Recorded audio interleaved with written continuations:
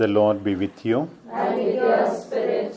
A reading from the Holy Gospel according to Saint Luke. Glory to you, O Lord. Jesus entered the temple and began to drive out those who sold, saying to them, "It is written, 'My house shall be a house of prayer,' but you have made it a den of robbers." And he was teaching daily in the temple. The chief priests and the scribes and the principal men of the people sought to destroy him, but they did not find anything they could do, for all the people hung upon his words.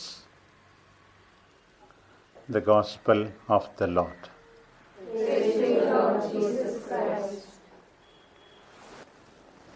My dear sisters, there was a king who was fed up with eating brinjals. He told the ministers, "Brinjal is not at all good." Then one of the ministers said, "Brinjal is the worst vegetable on earth." Then after 3 or 4 months, again he wanted to eat brinjal. He was fond of this enna katrika in Tamil, they say, no? So he wanted to eat it again. Then after all, brinjal is not so bad, he told the ministers.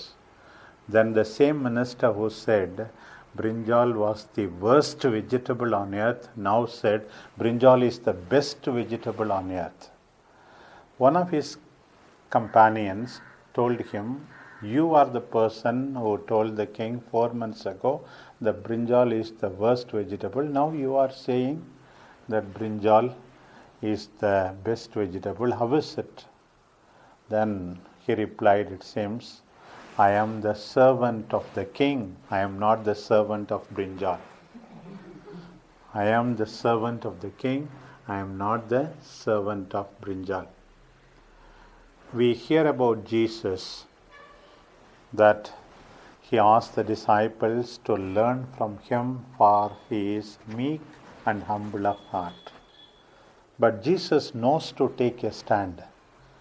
People who can take a stand like Mother Mary, courageously questioning the angel, courageously questioning Jesus in the temple, courageously standing at the foot of the cross.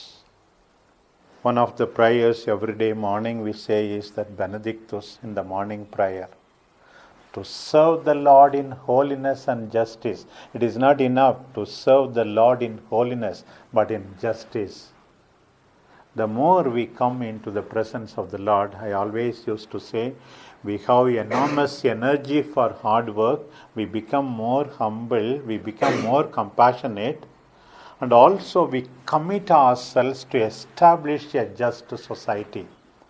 I have seen in a number of meetings, 2 people are arguing. One is really stupid, doesn't say anything sensible, but all others will be keeping quiet. When one is fighting with him, arguing with him, they don't want to take a stand. They want to buy false peace by being silent. Dante said, "The hottest place in the hell is reserved for those who keep silence when they have to speak." The hottest place in the hell. See Jesus being very, very courageous in cleansing the temple. Selling of animals, exchanging of coins, and what have you. We read in the book of Isaiah, 56th chapter, 7th verse, "My house will be the house of prayer for all people." And also in Jeremiah 7th chapter, we hear how it becomes den of thieves. Jesus, according to Luke's Gospel, takes both the texts and wants to teach the people, you can't go along like this. Jesus was a courageous person who knows to take a stand. Already when he was 12 years of age, he was courageous discussing with the so-called intelligent people of the time and questioning Mother Mary also. He was courageous, especially when we see in Matthew 23rd chapter, all those castigating remarks against leaders of the time. Jesus was courageous. And even during the Passion, if you had come to catch me, leave my disciples to go away. And then again, asking one of the persons who beat him, if I had done anything wrong, tell me what I have done wrong. Jesus was courageous. He never compromised. Or another instance, for example, calling Herod, go and tell that fox all this. The Lord should fill us with courage.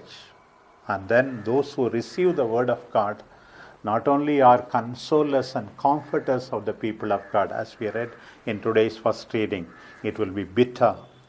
It will be requiring so many things of the people.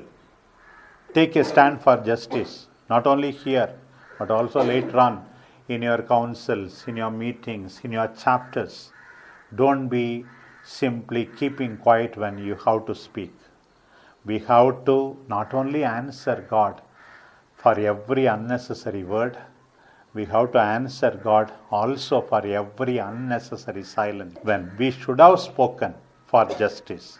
May the Eucharist make us not only meek and humble of heart, but also men and women of justice. Amen.